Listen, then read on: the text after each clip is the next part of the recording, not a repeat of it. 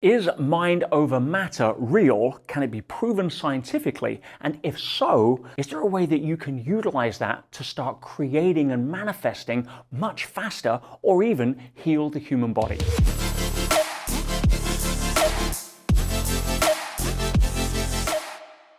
Now, the first step to manifesting using the mind is to actually recognize it is real and a possibility. And it's often said, if you believe in magic, you live a magical life. But we need to go more than just an intellectual understanding or some platitude posted on a meme. So let's go over to law and show how every government in the world recognizes this through something called the placebo effect. Yes, we're familiar with that. If you go to the medical profession, you have multi-billion-dollar companies, pharmaceutical companies, that invest hundreds of millions of dollars in getting drugs approved, and the gold standard for that approval rests on their ability to outperform the placebo effect. Now just stop and think about that for a second, because most medical doctors never do. They are given very, very little training and understanding on what the placebo effect is in medical school. It's brushed over. But if you stop and think about it, what it's actually saying in law is that the result can be produced identically or even more so by using the power of the patient's mind, the belief system. Then they don't get the license for the drug. And that's often what happens. If you realize that your mind is primary when it comes to creating an impact on the body. Every thought you think produces a chemical, a biochemistry. In other words, the thoughts are primary and chemistry is secondary. Frequency beats chemistry. If you are driving home from a party, maybe had one and a half beers, something like that, you know you're under the limit, but kind of that, and you see a blue light in your mirror behind you, what happens to your biochemistry? Heart rate goes up, blood pressure rises, anxiety, cortisol. Now, what caused that? It wasn't the blue light flashing off the rearview mirror through the retina to mess around with your brain. No, it was your thoughts about what happened created massive impact in your biochemistry. Now, if that blue light overtakes you and goes chasing somebody else, you have a different result in your biochemistry. So when you realize that chemistry is at one level, but frequency is at a higher level. In other words, frequency beats chemistry. Mind over matter. If you go to Einstein, he said the sole governing agency of the particle is the field. He didn't say the sole governing agency of the field is the particle. He knew that waves give birth to particles arise from the field. In other words, non-physical matter reality is primary, consciousness is primary, and matter is secondary. It is a subset. So, first step in being able to manifest is to realize that it is possible. Not only possible, it's enshrined in law as a phenomena. Now, if you really want to look at that in terms of healing the human body, you only have to go to the studies that have been done on something called spontaneous remission. It is another aspect of medicine that doctors and the traditional allopathic community do not want to talk about because they don't understand it, because it doesn't fit the model of the Newtonian paradigm. In other words, if somebody has stage 4 cancer and for whatever reason, independent of chemical treatment, they suddenly go into remission, it baffles the traditional mindset. But if you look at the studies, there is one very strong common denominator. And no, it's not meditating or going vegan or plant-based diet or crystals or any of that stuff. We had studies that had people doing all sorts of different things. And sometimes it worked for the vegans, sometimes it worked for the meat eaters. There was no consistency. But what was consistent in 2 major studies was that the people who started to go into remission got in touch with a profound sense of gratitude.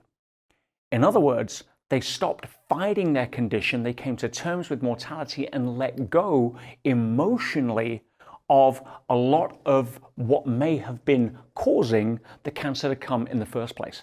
Now again, I'm not a medical doctor, I'm not here to give medical advice, but I do know that it's easy to spot the patterns of the cancer patients that I've had the privilege of being able to work with in hospices that I've been able to work at, and essentially the power of forgiveness, the power of letting go, the power of gratitude, not the power of vitamin X, vitamin Y, or whatever it may be.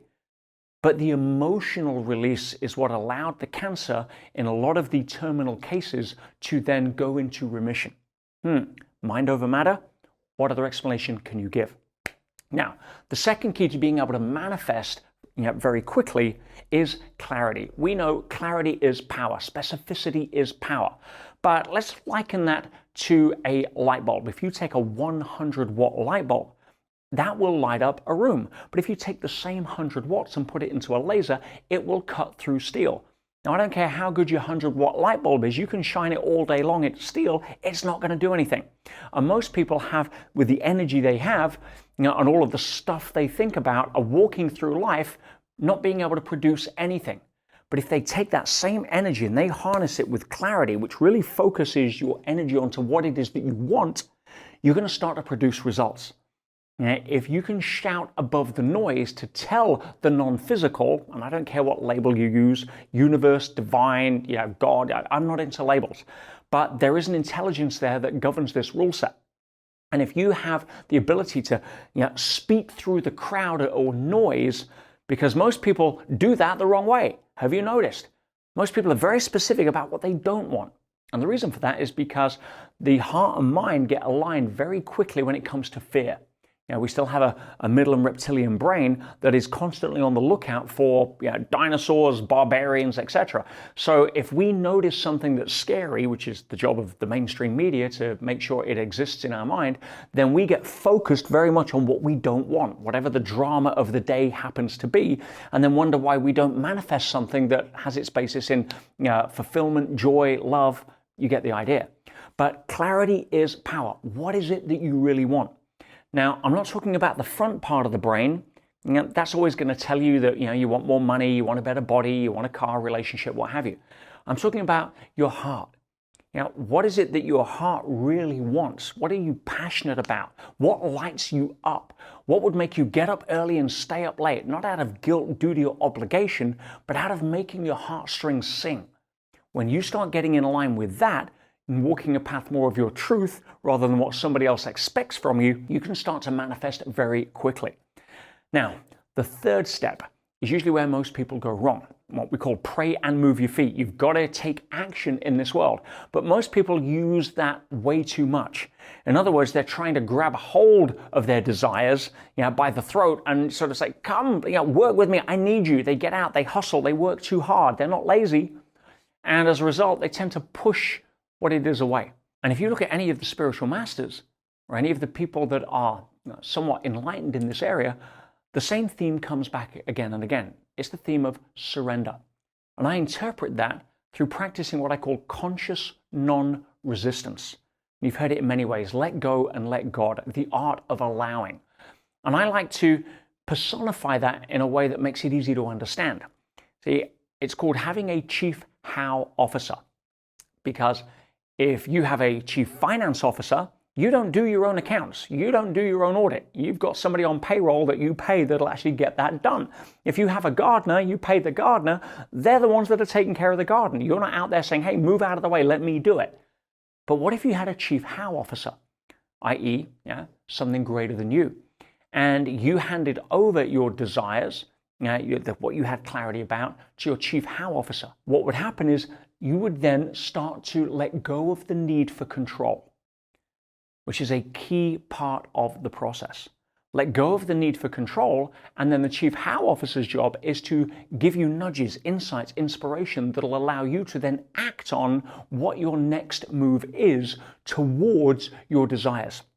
It's not about sitting on your backside, meditating, and then saying, oh, I'll just manifest something without action on my part.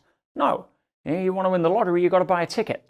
But when it comes to thinking, oh, I'll just hope, manifest checks in the mail, you usually get an eviction notice.